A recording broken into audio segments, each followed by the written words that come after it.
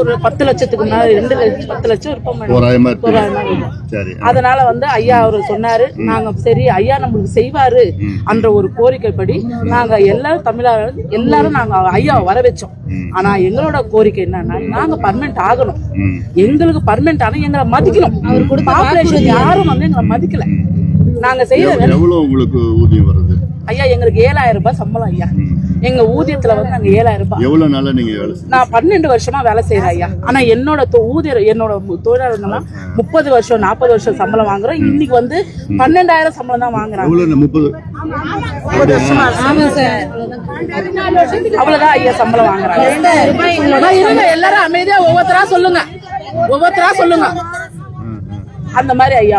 அதனால வந்து எல்லாருமே கஷ்டப்படுறோம். இன்னைக்குதான் நேத்து தான் வந்து எங்களுக்கு போன வருஷம் நாங்க வந்து கஷ்டப்பட்டு தரமணியில வந்து லீவு, மே மாசம் கோடை விடுமுறை எல்லா துறையும் லீவ் விட்டுடுவாங்க.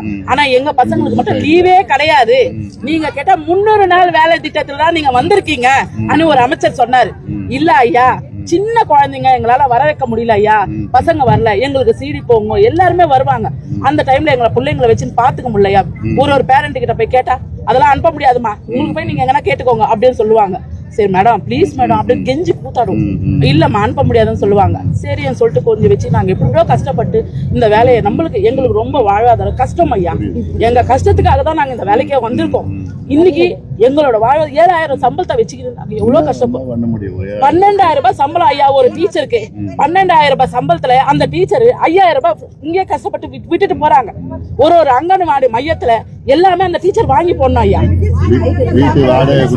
ஐயா எவ்வளவு கஷ்டப்படுறாங்க தெரியுமா ஐயா. அமைதியா இருங்க. ஒரு டீச்சரு ஒரு செப்டம்பர் மாசம் பால் விட்டு டைமா இருக்கு, அவங்க ஒரு வண்டியில பெட்ரோல் போட்டு இன்னொரு இடத்துக்கு போனோம் ஐயா. எல்லா பஸ் வசதி இல்லாத எவ்வளவு கஷ்டப்படுறாங்க, எவ்வளவு இருக்கு.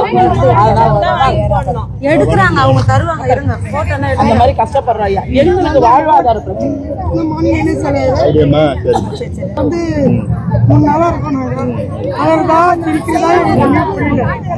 எங்களுக்கு வந்து அரசாங்கம் ஒன்றும் திரும்பியே பார்க்கல. ஓட்டு கேட்டாரு யாரும் வந்து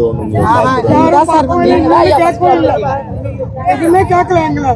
எங்களுக்கு கொஞ்சம் நிரந்தரப்படுத்தினா இருக்கிறாங்க. எல்லாருமே சம்பளம் கம்மி, எல்லாரும் பணியாளர் எல்லாருமே இவ்வளவு கஷ்டப்படுறோம். எங்களுக்கு ஆபீசருக்கு ரொம்ப டார்ச்சர் பண்றாங்க.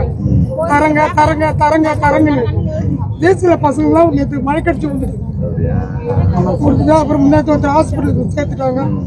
ரொம்ப இது எங்களுக்கு ஏதாவது ஒண்ணு பாருங்க சார். நிச்சயமா உங்க கோரிக்கைகளை அரசுக்கு எடுத்துட்டு எல்லாமே என்னென்ன கோரிக்கைகள் இருக்கோ நிச்சயமா ஏன்னா இதுக்கு முன்னாடி கூட நான் வந்து அழுத்தம் கொடுத்துட்டு இருந்தோம். ஸ்டேட்மெண்ட் பல இல்ல ஐயா, அவர் சொன்னதை வந்து இப்ப நிறைவேற்றணும் ஐயா. எங்களுக்கு வாக்குறுதி சொல்லி இருக்கிறாரு. 313 வாக்குறுதி சொன்னாரு. திரும்பியே பார்க்கல எங்களை. அவரு 313 வாக்குறுதி சொன்னாரு, எங்களுக்கு திரும்பி பார்க்கல. இந்த கூட்டமைப்புடைய தலைவர் சத்துணவு மற்றும் அங்கன்வாடி ஊழியர் சங்கத்தினுடைய ஏதாவது ஒரு இது பேப்பர்ல இருக்கீங்களா? கோரிக்கை நோட்டீஸ் என்ன இருக்கா? நோட்டீஸ் ஏற்கனவே போட்டவங்க இப்ப வந்து தொடர்ச்சியான போராட்டங்கிறதுனால அப்பப்போ நேற்று 3 நாளா மறியல் பண்ணுங்க. ஆயிரக்கணக்கான பெண் ஊழியர்கள்னா சொன்ன வாக்குறுதி நிறைவேற்றதுக்கு தான். அவர் சொன்னாரு, உங்களுக்கு தெரியாதுல 525 வாக்குறுதி 505 வாக்குறுதிகள் கொடுத்துட்டு எங்க கோரிக்கை இதுவரைக்கும் செய்யல. ஆட்சியம் மாற போகுது. 313 காலமுறை ஊதியம் கொடுத்து நிரந்தரப்படுத்த. அதே போல ஓய்வு பெற்ற ஊழியருக்கு குறைஞ்சபட்ச பென்ஷனாக 6750 அகவலைப்படியுடன் தரும்னு சொன்னார். எந்த வாக்குறுதியும் 4.25 வருஷம் முடிஞ்சிச்சு. நாங்க அறப்போராட்டத்தின் மூலமா பலகட்ட போராட்டம் பண்ணி பார்த்தோம், சந்திக்கிற வாய்ப்பே இல்லை. ஒரு அமைச்சர் துறை அமைச்சர் போட்டுக்கிறாங்க கீதா ஜீவன். அது ஏதான் அந்த அமைச்சர் போட்டாங்கன்னு தெரியல. அதுக்கு எந்த ஒரு முக்கியத்துவம் இல்லை. அது எதுக்கு சமூக நலத்துறை அமைச்சரா இருக்குன்னு தெரியல.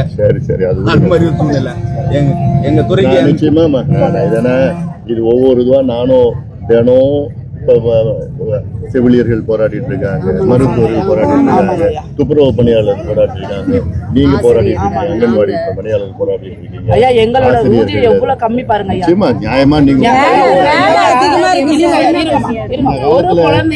காலத்துல விலைவாசி ஏத்திட்டாங்க.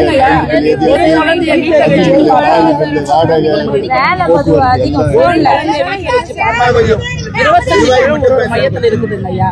25 குழந்தைங்களுக்கு நாங்க எவ்வளவு கஷ்டப்பட்டு போறோம் தெரியுங்களா? எங்களோட கஷ்டம் ரொம்ப எவ்வளோ கஷ்டம் நீங்க ஐயா. சேவை செய்றீங்க, குழந்தைங்களை வேற பார்த்துக்கிறீங்க. டார்ச்சர் வேற கொடுக்குறாங்க சார் ஆபீசருங்களா. எல்லாமே ஆன்லைன் ஒர்க்குங்க சார், எல்லாமே ஆன்லைன் சஸ்பெண்ட் பண்ணுன்றாங்க. நான் பயந்து உட்காந்துருக்கோம். தைரியமா இருங்கம்மா, நான் இருக்கிறேன்.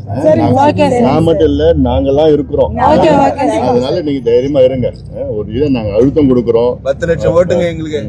ஓட்டுக்காக எல்லாம் ஐயா. 10 லட்சம் ஓட்டு வந்து எனக்கு உங்களுக்கு நியாயம் வேணும். ஒரு வாக்குறுதி கொடுத்தா நிறைவேற்றணும். நிறைவேற்றணும். அது அதுதான் எதுக்கு நாங்க வாங்கி கேட்கிறோம். தர்றாரு? எதுக்கு பொய்யான வாக்குறுதி கொடுத்து ஆட்சிக்கு வந்ததும் மறந்துடுறாரு? எதிர்கட்சியா இருக்கும்போது மட்டும் நல்லா செயல்படுறாரு. அது தெரியுது. அதெல்லாம் நான் இங்க அதெல்லாம் உள்ள நான் அரசியல் பேச வரல. நான் வந்தது உங்களுக்காக நான் வந்திருக்கிறேன். நிச்சயமா நான் எடுத்து நான் நல்ல அழுத்தம் கொடுக்கிறேன். போராட்டத்துக்கு நான் முழு ஆதரவு கொடுக்கிறேன். நம்ம கூட்டணி சார்பா சரியான வாக்குறுதியை, உறுதியான எனக்கு உறுதியான வாக்குறுதி, முதல் வந்து செய்யற வாக்குறுதியா கொடுங்க. இவங்க போல ஏமாத்துறவங்க என்னை பத்தி உங்களுக்கு தெரியும். செய்யாதெல்லாம் நான் சொல்லவே மாட்டேன்.